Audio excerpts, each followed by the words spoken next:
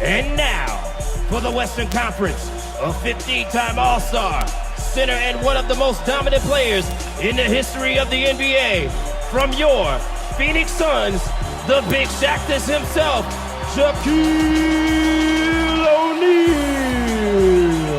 It's that time of year again. The NBA All-Star Game is right around the corner. Voting has already opened. And here's just a PSA. Go ahead and vote. Otherwise, Kyle Kuzma's finishing in the top 10 of voting in the Eastern Conference. Lost for words here. If only we were back at home doing the game day drip. But is it a dress?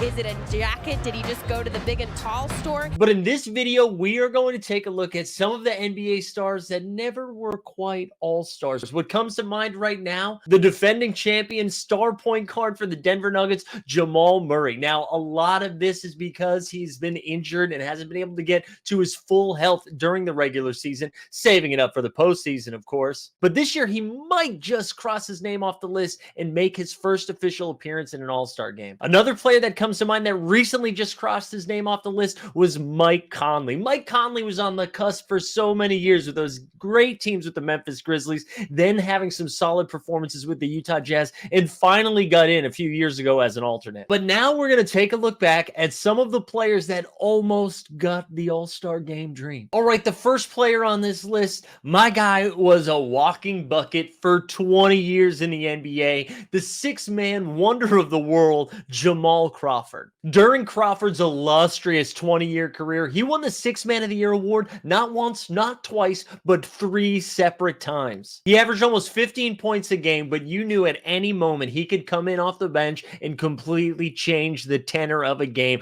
by just lighting it up. And who can forget that 2007-2008 run with the New York Knicks when he averaged over 20 points a game? And his last Sixth Man of the Year award came at the age of 36 in the 2015-2016 season. And then in 2019, right before he was getting ready to hang it up, Crawford became the oldest player to drop a 50 bomb on him, which coincidentally also made him the first player to have 50-point games on 4 different teams. Now, of course, not everybody can make the All-Star game, but man, Jamal Crawford, specifically in that 07-08 season with the Bing Bong Boys of New York, we had to get Crawford into that All-Star game. Let's now go to the NBA Draft Lottery from 1999, and the 4th overall pick, soon-to-be NBA champion, Lamar Odom. Throughout Odom's career, he averaged over 13 points, almost 9 rebounds, and almost 4 assists a game.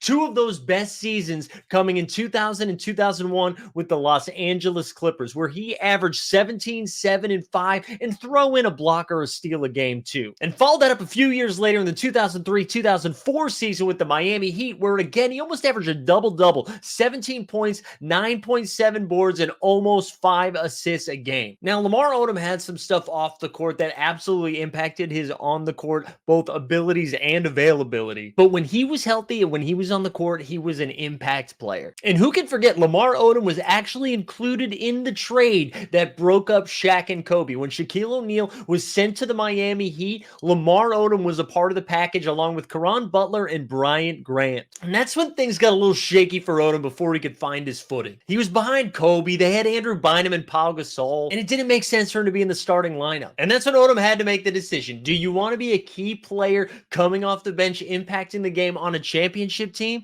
Or if he went and played for a team that wasn't doing as well, maybe he would have been an all-star after all. And for number 3,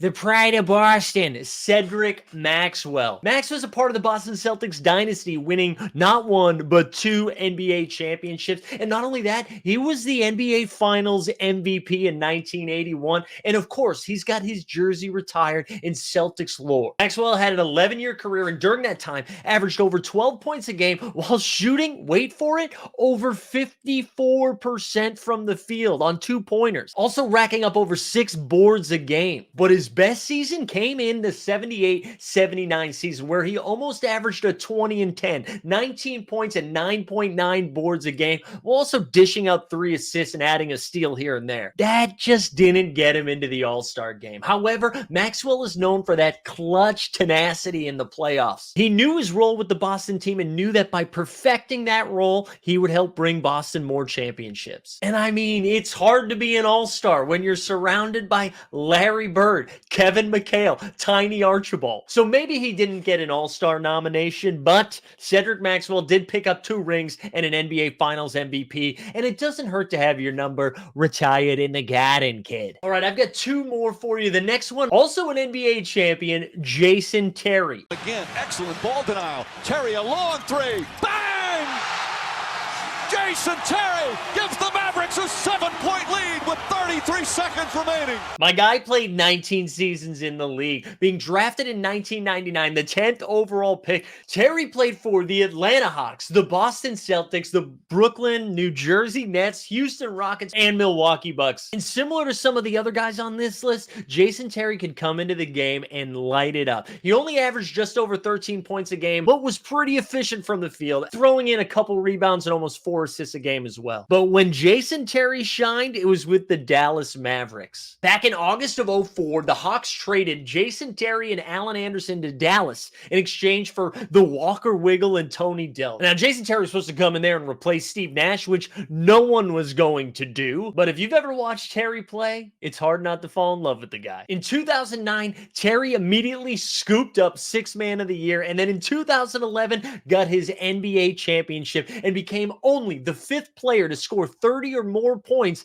in his first finals game, joining this list Michael Jordan, Sean Kemp, Tim Duncan, and Allen Iverson. Not bad company, Jason Terry. During that 6th Man of the Year campaign, Terry averaged almost 20 points a game. And a couple years earlier, in 2000-2001, Terry averaged similar numbers with just under 20 points a game, over 3 boards, and almost 5 dimes. Terry unfortunately just played in an era where the guards were booming and he never quite got over the hump to get an NBA All-Star nod. And for our last pick, we're going to turn back the clock just a little bit, and it's Ron Harper. Harper was a 1986 lottery pick, started his career by finishing 2nd in Rookie of the Year behind Chuck Person, and Harper went on to win 5 different NBA championships, playing with guys like Michael Jordan and Kobe Bryant. Harper won chips in 96, 97, and 98 with the Chicago Bulls and Michael Jordan and Scottie Pippen, and then again in 2000 and 2001 with the Shaq Kobe Lakers. Harper put together 4 different seasons with an average of 20 or more points and 5 seasons with an average of at least 15.